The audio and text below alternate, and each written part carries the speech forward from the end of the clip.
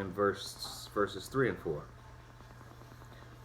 Who layeth the beams of his chambers in the waters, who maketh the clouds his chariot, who walketh upon the wings of the wind, who maketh his angels spirits, his ministers a flaming fire. And that's it right there, man. Eric von Däniken wasn't mistaken here when it talks about them clouds. That's the chariots. The clouds appeared unto the Israelites as a pillar of light by night, that fire it's talking about, as well as a cloud of smoke. A cloud by day, which gave them shade in that desert, right?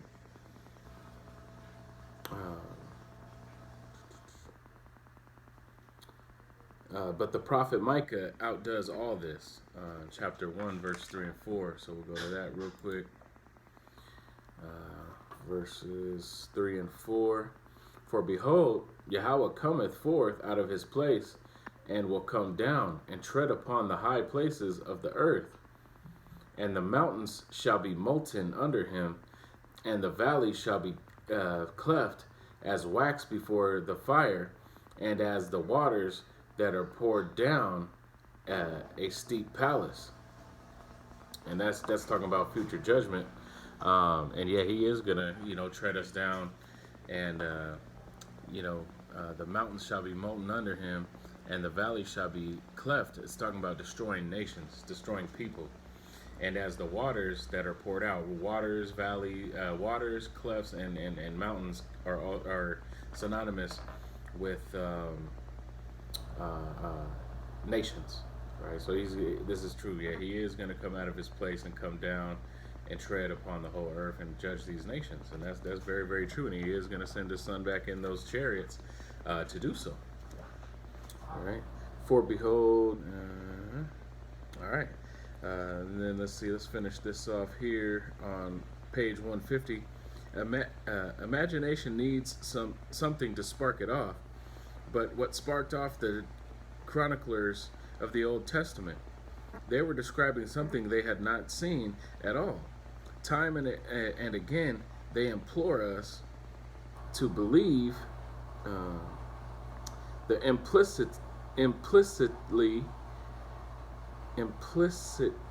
implicitly, they gave eyewitness accounts.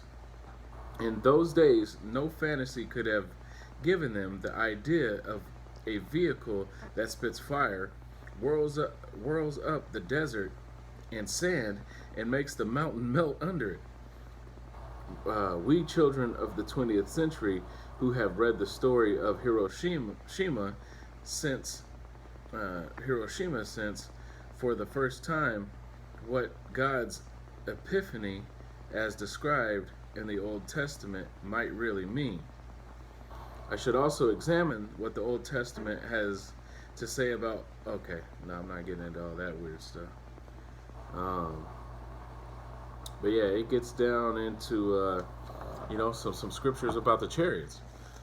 And if a so-called white man, Eric von Däniken, can see it in the scriptures, why is it so hard for Jake to understand it? I don't get it. But I also wanted to read these scriptures as well, because this is kind of dealing with how during World War III, Yahweh was going to send Yahweh Shai back in those chariots that he was, talking about there. Right. So this is 2nd Ezra chapter 15, verse 28. For behold, in horrible vision, and the appearance thereof from the east,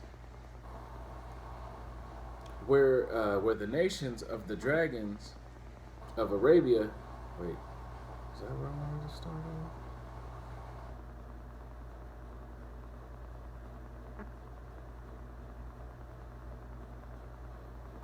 Yep, through verse 37. Okay. Behold, in horrible vision, and the appearance thereof from the east, the nations of the dragons of Arabia shall come out with many chariots, and the multitude of them shall be carried as the wind upon the earth. that all they which hear them may fear and tremble. Right? Let's talk getting into the chariots. Also, the Carmanians raging in wrath shall go forth as the wild boars of the wood, and with great power they shall come and join the battle with them, and say, and shall waste a portion of the land of the Assyrians.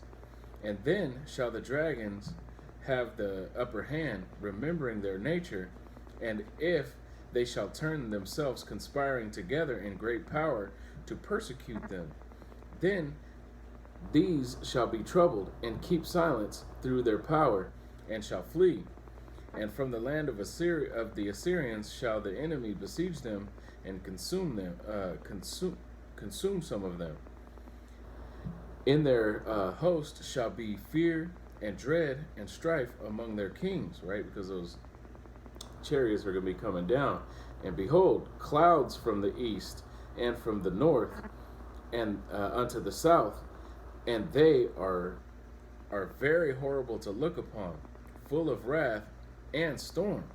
And that's describing the chariots, the clouds, man. Anytime it starts talking about clouds and they start turning and looking like fire, that's getting into the chariots, man. And those chariots is what's going to deliver 1/3 of the nation of Israel during the time of the World War II, because this is getting into World War III. So this is getting into World War III, and that how during all of that, Yahweh Shai is coming back with millions of angels to wreak havoc upon this earth and upon you other nations, right? As it was spoken about in Eric von Dynken's book that he quoted from the scriptures, talking about the mountains are going to be melted under. They shall smite one upon another, and they shall smite down a great multitude of stars upon the earth, even their own stars. And blood shall be filled from the sword unto the belly, and blood shall be from the sword unto the belly, and dung of men unto the camel's hoof, and there shall be a great fearfulness and a trembling upon the earth, and they that see the wrath shall be afraid, and trembling shall come upon them. And that's exactly what's going to happen when these chariots come back to deliver the elect of the nation of Israel, as well as 1/3 that believe, because the Lord is going to send the chariots back to be the vehicles that are going to, number one, destroy Esau, Edom, and the other nations, but is also going to deliver the elect. Man, that's going to be a sight to see. That's why they say the strangeness of our salvation, because they're going to be looking like this nigga right here with the beard and the baggy pants, looking like a gangbanger, just got lifted up in a chariot, and here I am been praying to Jesus Christ for like 100 years, and here I am stuck getting fucked up by these chariots. And man, it's gonna be beautiful to see. So I was just reading in that book. I just ordered a couple of books offline, and came across those scriptures, and wanted to bring it out, because part of our deliverance is these what the world calls UFOs, which are actually the chariots of the Most High, and we got to understand that that's our way up out of here, right? Those vehicles that are being sighted all over the world all the time are the express out of here, right? It's like jumping on a train to get to a city that you want to visit, and we want to see the city Jerusalem in its righteousness, right? In the kingdom of heaven. And with that, Lord willing, this was edifying. Till next time, Shalom.